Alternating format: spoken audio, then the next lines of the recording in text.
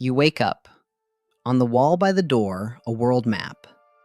You've looked at it 1,000 times, but today, something is off, and it takes a second to see what. There's no line down the middle of it. No us and them. No half the world shaded one color and half another. Just countries. You get up. In the hall closet, no dusty fallout shelter sign. Your grandfather never once hid under a school desk from a bomb. The morning news has no standoff, no summit, no missile count. There's no other superpower across the world to count against. This is still America. But it's an America that never spent a single day of the 20th century afraid of one great enemy. And it all comes down to a few weeks in 1917 that, in our world, changed everything, and here, quietly fizzled. Russia, 1917. The old empire has collapsed, and a small, determined group of revolutionaries makes a grab for power. The Bolsheviks. In our world, they win. They seize the state, hold it through a brutal civil war, and build the Soviet Union, the first communist superpower. Here, the grab fails. The coup misfires, the leaders are caught or scattered, and the shaky republic that was already there stumbles on. Russia stays a messy, struggling, ordinary country. Poor and chaotic, maybe, but not a red superpower arming half the planet.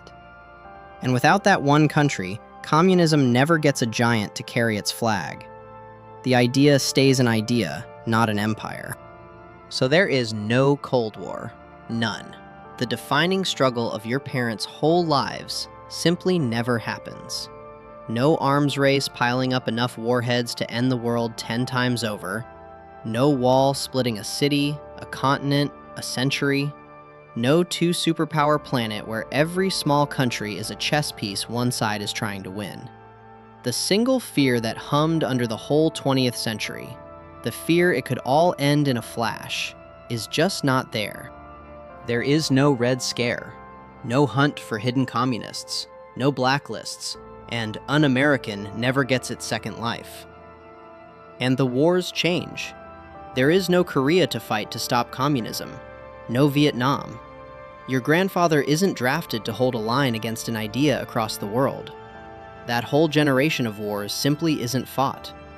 The men who died in those jungles and on those hills, in our world, here, most of them just live.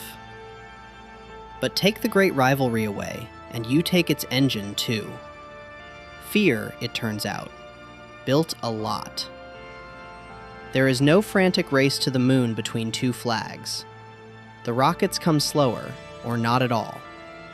The flood of government money that raced an enemy into computers, satellites, the early internet, much of it never flows. The future arrives later. The huge war machine your country built to face the Soviets is never built. A smaller army, a smaller budget, a quieter kind of power. It's a calmer century. But calm and driven aren't the same thing, and some of what drove your world is missing here. And your country feels different, deep down. For 50 years, America knew itself partly by what it stood against. Take away the enemy, and some of that shared purpose goes with it. No single them to unite against. Just a big country arguing with itself. Not worse, not better.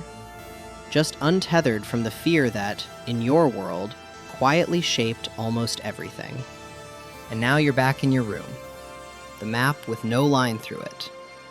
The closet with no shelter sign. The grandfather who never feared the bomb.